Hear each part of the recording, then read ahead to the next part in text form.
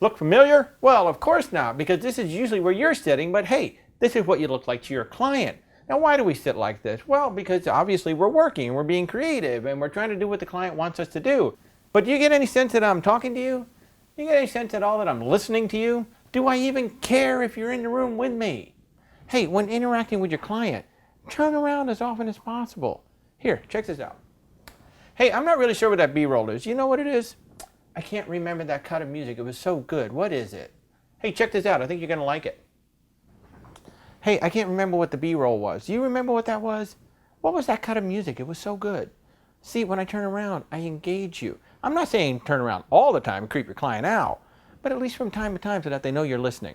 Or you might try this. See, here at Biscardi Creative, we've actually set it up where the producer and the editor can sit side by side. Look, I know that's weird, right? But I love the sense of collaboration that it creates between the producer and the editor. It's not producer dictate, editor ignore because they're sitting back there. Look, this is a service-based industry, and the experience that you create when the client is working with you, that's going to help determine whether or not you get repeat business. So make it a good experience. Okay, what's next?